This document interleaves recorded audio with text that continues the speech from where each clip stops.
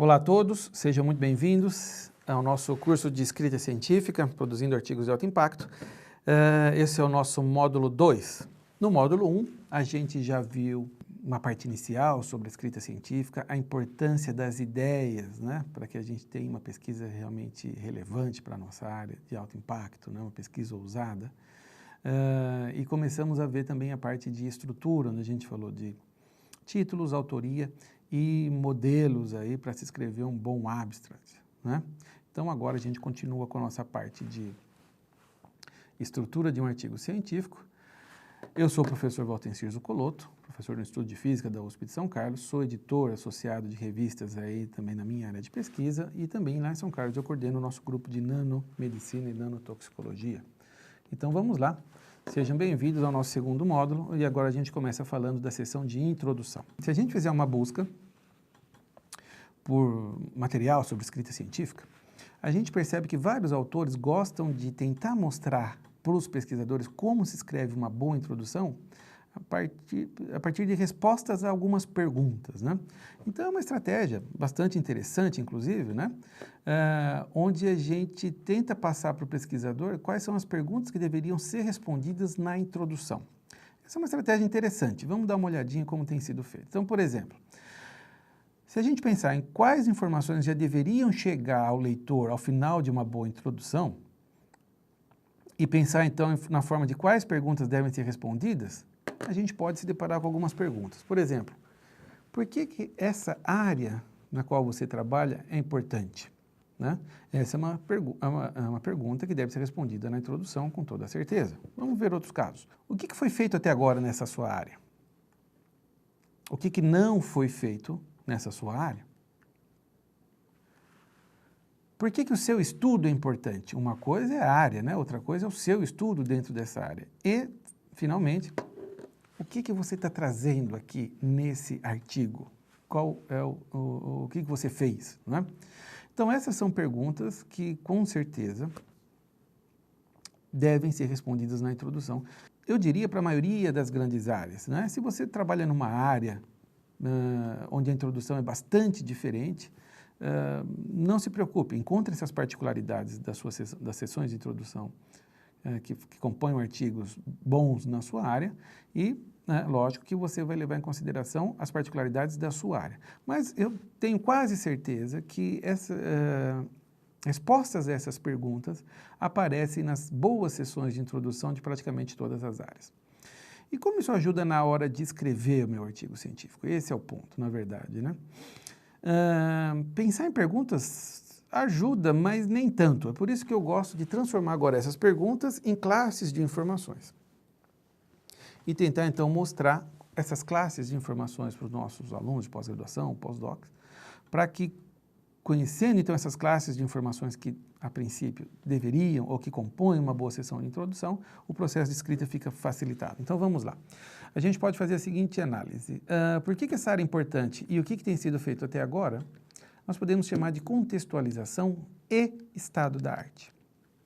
O que não foi feito e por que o meu estudo é importante, nós podemos chamar isso de gap. E o que eu estou apresentando aqui, né, nesse artigo, então vai ser o nosso propósito. Né? Então veja, com essas classes de informações, contextualização, mostrar o estado da arte, as limitações, ou seja, o gap, e apresentar o propósito, eu acho que já está quase, em muitos casos, praticamente formada a estrutura de uma boa sessão de introdução. Isso nos ajuda, então, no processo de escrita, com certeza. Lógico que na sua área você pode, né, você deve fazer essa análise, inclusive, que é muito importante, buscar essas classes de informações em bons artigos da sua área e claro que você vai encontrar outros tipos de subdivisões, digamos assim, né? Outros tipos de informação dentro de uma sessão de introdução. Por exemplo, né? Algumas áreas vão trazer na sessão de introdução uma subseção, talvez como uma subseção, né? Uma parte de Literature Review ou Hypothesis Formulation.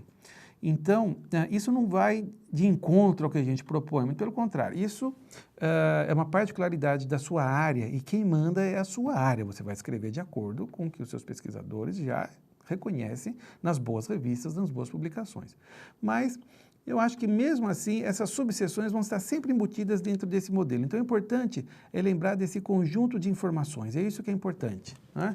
Então, o que a gente propõe aqui de uma maneira mais geral e que depois cada um vai adaptando de acordo com a sua área, isso é importante, é um modelo contendo, então, essas 4 partes. Ou seja, nos primeiros parágrafos da introdução, o autor contextualiza, o autor mostra para o leitor, para a audiência, qual é a sua grande área de pesquisa, e nós mostramos aqui na tela um exemplo, né, de um artigo publicado, isso aí é a referência.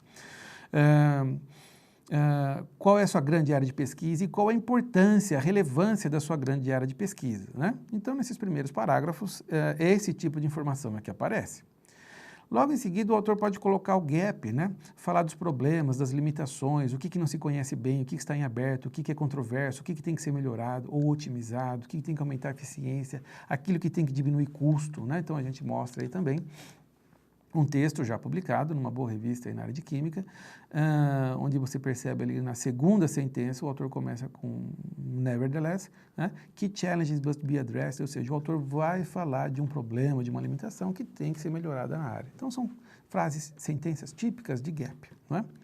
Depois, então, vem o estado da arte, um parágrafo, talvez seja suficiente, ou mais do que um, mostrando qual a importância, como está hoje, como estão hoje as pesquisas, né, mais relevantes na sua área. Então, o que a gente chama aqui de estado da arte, digamos, seja onde está a fronteira hoje do conhecimento na sua área, na sua sub-área. Nem sempre é fácil, né, principalmente para os cientistas mais jovens, ou pós-graduandos, ou pós-docs, reconhecer o estado da arte na sua área, né, ter um mapa completo na sua cabeça. Não é? Pode ser uma coisa bastante complicada. Para conhecer o estado da arte, o cientista tem que conhecer bem a sua área de pesquisa, né? Então, em outros cursos, a gente tenta, inclusive, né, dar dicas para treinar como que um cientista pode, ou como um pesquisador, ou um aluno de pós-graduação, pode começar a entender bem a sua área, né? Em algumas áreas, muitas vezes, o estado da arte é bem mais pontual, a área toda busca aquilo, busca uma coisa só. Em outras áreas, talvez das multidisciplinares ou interdisciplinares, esse estado da arte, digamos assim, é bem mais difuso, não é? Então, não é do dia para a noite que você vai já ter na sua cabeça um mapa de onde está a fronteira do conhecimento, do que eu tenho que fazer para fazer avançar essa fronteira, de como propor uma linha de pesquisa importante. Lembra da importância das ideias que nós vimos no módulo anterior?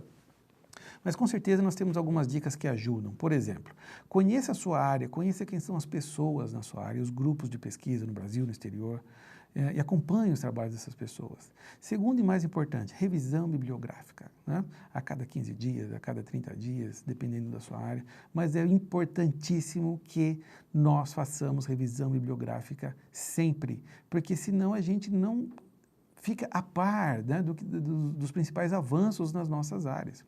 Se eu não sei onde está a fronteira hoje, como é que eu vou propor um projeto de pesquisa para fazer avançar essa fronteira, né? Então, isso é importante para a pesquisa. E voltando aqui, então, é importante também, porque na introdução há uma parte onde eu preciso contextualizar, mostrar para o leitor onde estão os principais avanços hoje, onde está essa fronteira que a gente está chamando de estado da arte. Então, é aqui que eu vou citar os artigos mais relevantes e mais recentes, né? Então, vão aparecer textos do tipo, recentemente tem tido um grande avanço, recentemente o grupo de pesquisa tal produziu um novo material e assim por diante. Então, veja, são frases, sentenças, né, típicas aí dessa parte, dessa subseção da introdução, que a gente chama de estado da arte. Tá? Então, é muito importante que isso venha com boas referências, com bons artigos que estão sendo citados. Tá? E, finalmente,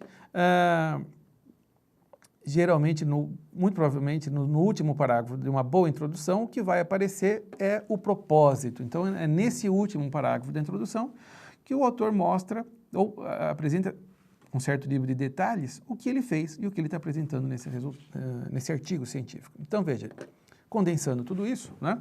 Então, talvez essa seja uma boa estrutura para você começar a se familiarizar com a escrita de sessões de introdução. Então, veja, Uma parte de contextualização, onde o autor apresenta a grande área, mostra a sua relevância, uma parte onde fala das limitações, que é o gap, depois ele fala onde estão os avanços hoje, e também no último parágrafo, onde ele traz o propósito da pesquisa dele. Claro que essa segunda e terceira parte, então, podem ser intercambiadas aí, o autor pode colocar o estado da arte antes do gap, né?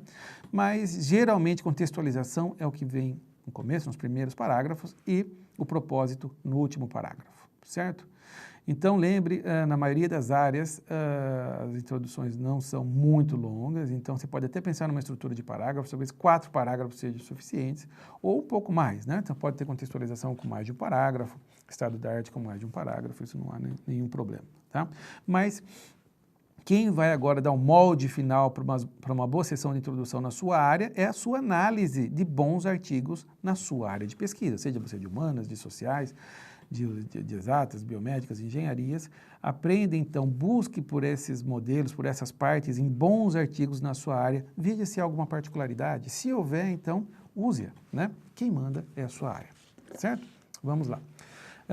Então, se vocês se lembrarem da nossa primeira aula, a introdução é uma sessão onde tem um movimento de fluxo de ideias bastante acentuado. O autor começa escrevendo sobre grande área, sobre sua grande área, e depois vai afunilando, né? Começa com informações mais amplas, mais gerais, e vai afunilando até chegar no último parágrafo, onde ele fala do propósito, que é uma coisa bastante específica. Então é importante que esse afunilamento fique aparente, né? Esse movimento de fluxo de ideias fique aparente na sessão de introdução.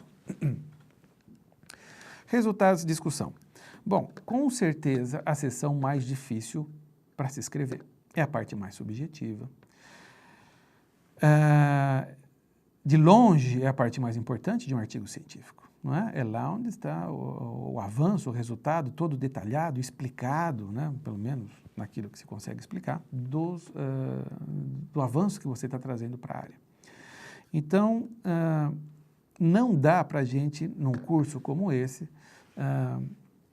tentar uma abordagem como a gente fez para a Abstract Introdução, colocar classes de informações que são importantes, que apareçam nessa sessão, porque é uma variação muito grande do texto nessa sessão de resultados de discussão. De área para área, varia muito como os autores colocam os avanços, seus resultados, mas mesmo dentro de uma grande área, mesmo para uma mesma área, há revistas, pode ter revistas que trazem essa sessão de resultados, né, e discussão de maneira bastante diferente. A gente vê, então, na tela, projetado, tem revistas que trazem resultados separados de discussão, separados de conclusões, tem revistas que trazem uma seção chamada resultados de discussão, onde o texto vem junto, né, e depois uma seção de conclusões. Então, veja, uma revista onde resultados de discussão são separados, o texto é bastante diferente do texto da revista que publica resultados de discussão juntos. Então, é muito complexo a gente propor qualquer estratégia pensando em classes de informações, como a gente fez até agora. O que eu recomendo é que você se acostume a ler, né? A ler. Quem não lê artigo científico não escreve artigo científico. Mas antes disso, cientista que não lê artigos científicos na sua área vai ter muitos problemas, né? Então, veja, reconheça para as principais revistas na sua área como que aparecem as informações dos resultados de discussão, como que os autores colocam aquilo. Isso é que vai te dar um arcabouço, a base, para que você saiba escrever boas sessões de resultados de discussão. Mas, algumas dicas que a gente pode dar agora. Lógico, então eu já falei da importância dessa sessão. É nessa sessão onde você vai provar aquela sua hipótese inicial, aquela sua pergunta inicial, ou melhor ainda, aquela sua ideia inicial, né? Que espero tenha sido bastante relevante para a área. É uma sessão que traz texto e traz material ilustrativo. Para quase a totalidade das áreas aparece texto e um material ilustrativo. Figuras, tabelas, gráficos, imagens, micrografias, fotos e assim por diante. Então, o cientista, o autor do artigo científico tem que fornecer informações textuais e também gráficas e muitas vezes encontrar um balanço, né, da quantidade de informações que aparecem nessas duas formas, certo? É muito importante, cada vez mais as revistas primam pela qualidade das figuras, desse material gráfico que aparece nos resultados, e é lógico, não se esqueça disso. talvez com raríssimas exceções, mas não há resultados autopublicáveis. Independente da qualidade dos resultados científicos que você tiver ali, é um bom texto, a combinação apropriada de palavras é que vai transformar aquele resultado, grande resultado, num artigo científico de alto impacto. Então, nunca esqueça da importância da escrita científica. Finalizamos então com a sessão de conclusão. Por outro, diferente da sessão de resultados e discussão, a sessão de conclusão já aparece de uma maneira mais preservada nas publicações de várias áreas de pesquisa, né? A gente consegue então, nesse curso, sugerir, veja que são só sugestões, né? Sugerir o que a gente consideraria um bom modelo de uma sessão de conclusões baseada em algumas informações que deveriam aparecer, informações que a gente tem observado que aparecem com frequência em boas revistas, em boas publicações, né? Lembrando, a função dessa sessão de conclusão é mostrar para a área como que o seu trabalho contribui para a grande área. Essa é a principal função dessa sessão, certo? Como que, seja em ciência básica ou aplicada, então é muito importante, ou pesquisa básica, aplicada ou tecnológica, é importante que a gente mostre a relevância, como que esses nossos resultados podem contribuir para essa grande área, certo? Então, lembrando, né, nessa sessão a gente tem o movimento do fluxo de ideias no oposto daquilo que a gente viu na introdução. Nesse caso, nós partimos de informações específicas e até o final das conclusões a gente vai para informações gerais. Então, uma boa estratégia seria: chame de novo, né, o seu principal avanço, o seu principal resultado. Claro que você não vai discutir com todos os detalhes que já foram discutidos na sessão anterior.